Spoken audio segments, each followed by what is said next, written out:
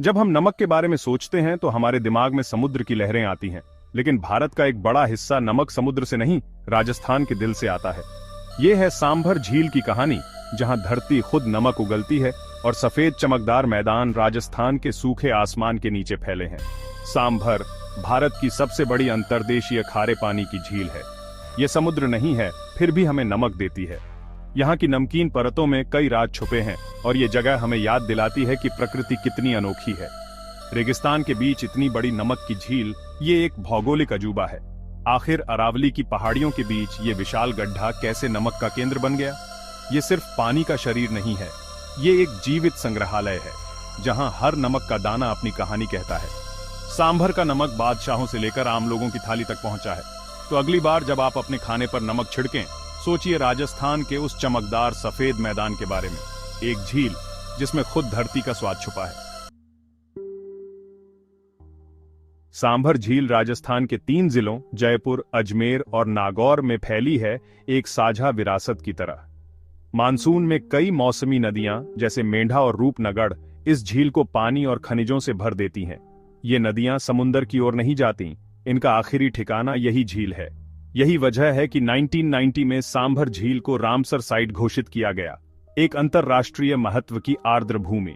Ramsar convention का मकसद है आर्द्र भूमियों का संरक्षण, और सांभर इसका अहम हिस्सा है। भूवैज्ञानिक मानते हैं कि ये झील कभी टेथिस सागर का हिस्सा थी और वाष्पीकरण ने इसे खारा बना दिया। झील की सतह पर गहरे गाद की परत है, जिस पर नमक की चमकदार परत जमी रहती है। नदियों से आया पानी झील की चौड़ी उथली सतह पर फैल जाता है। राजस्थान की तेज धूप पानी को वाष्पित करती है और पीछे रह जाता है गाढ़ा खारा घोल।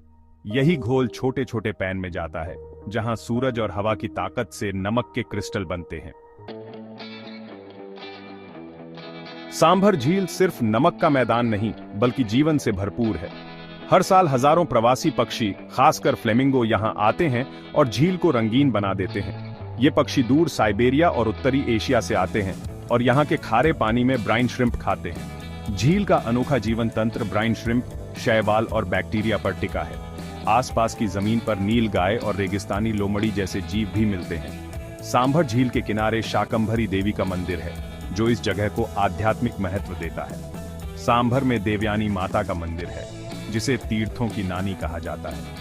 ये मंदिर सांभर झील के पास स्थित है और ऐतिहासिक और धार्मिक महत्व रखता है। इसे छोटा पुष्कर भी कहा जाता है। कथा है कि देवी ने चांदी को नमक में बदल दिया, जिससे झील का अस्तित्व जुड़ा है। फ्लेमिंगो का आगमन देवी की कृपा का संकेत माना जाता है। सांभर झील सिर्फ आर्थिक नहीं, बल्कि सांस्कृतिक और आध्यात्मिक धरोहर भी है।